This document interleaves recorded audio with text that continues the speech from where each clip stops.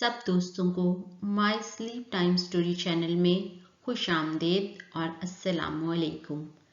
میں ہوں آپ کی فوزیہ باجی اور آپ کے لیے لائی ہوں کہانی۔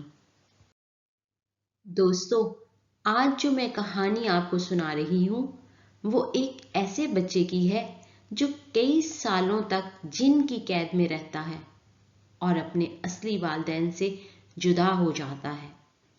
جن اسے ایک بڑے سے آڑو میں قید کر دیتا ہے۔ اس کی رہائی کیسے ہوتی ہے اور وہ بڑا ہو کر کیا کرتا ہے، یہ تو کہانی سن کر ہی آپ کو معلوم ہوگا۔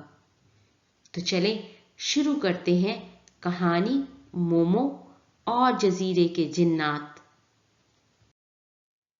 بہت پرانے وقتوں کی بات ہے کہ ایک بوڑھا لکڑہارا اور اس کی بیوی عراق کے ایک چھوٹے سے قصبے میں رہا کرتے تھے۔ جب بوڑھا لکڑہارا دن کو لکڑیاں کاٹنے چلا جاتا تو اس کی بوڑھی بیوی گھر کا سارا کام کرتی اور پھر گھر کے کام کاج سے فراغت کے بعد وہ اپنے اور اپنے شوہر بوڑھے لکڑہارے کے کپڑے دھونے دریا کے کنارے آ جاتی۔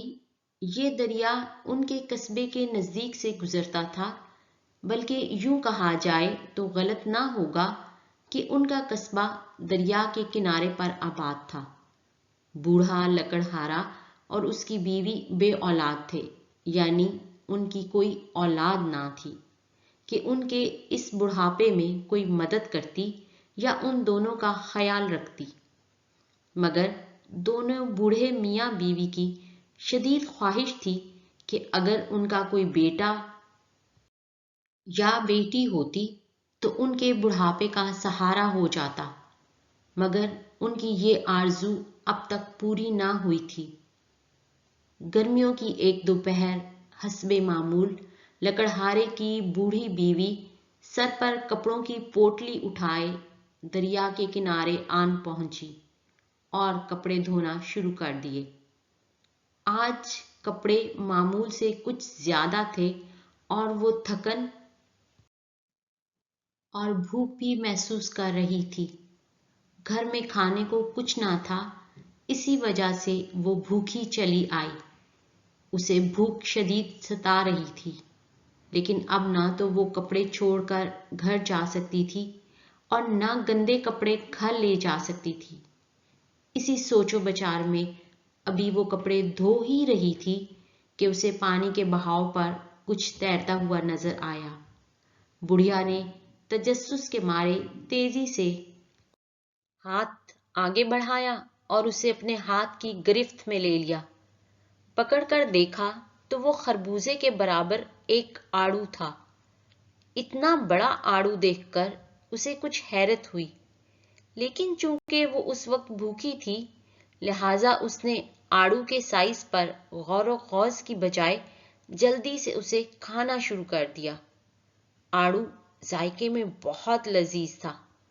آڑو کھا کر نہ صرف بڑھیا کا پیٹ بھر گیا بلکہ اسے طاقت و ہمت بھی محسوس ہونے لگی۔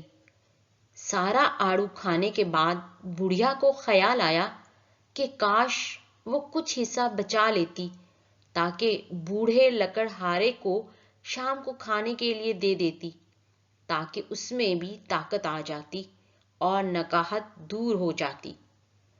ابھی وہ یہ سوچ ہی رہی تھی کہ اسے ایک اور بہت بڑا آڑو تیرتا ہوا نظر آیا۔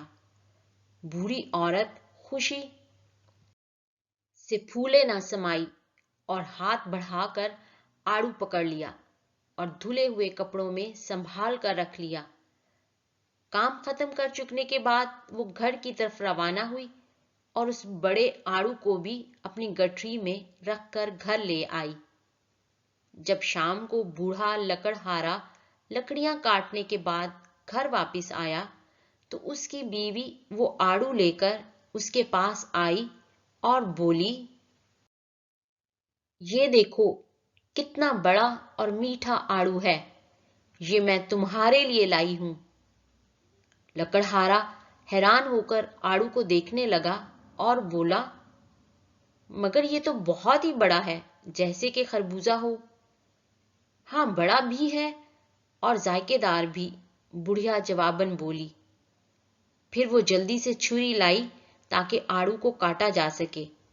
اس نے جوں ہی چھری سے آڑو کو 2 حصوں میں کاٹا تو دونوں میاں بیوی کی حیرت کی انتہا نہ رہی جب آڑو کے کٹتے ہی ایک چھوٹے سے بالشت بھر کے بچے نے آڑو میں سے باہر چھلانگ لگائی۔ یہ منظر دیکھ کر دونوں کی سٹی گم ہو گئی۔ قریب تھا کہ وہ دونوں بے ہوش ہو جائیں کہ بچہ فوراً بولا،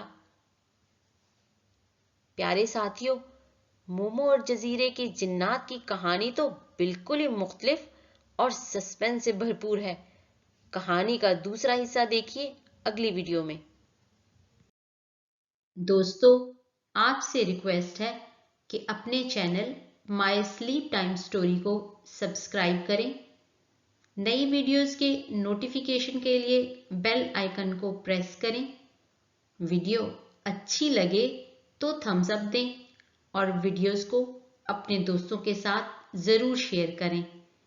تو ملتے ہیں اگلی ویڈیو کے ساتھ، تب تک کے لیے اللہ حافظ۔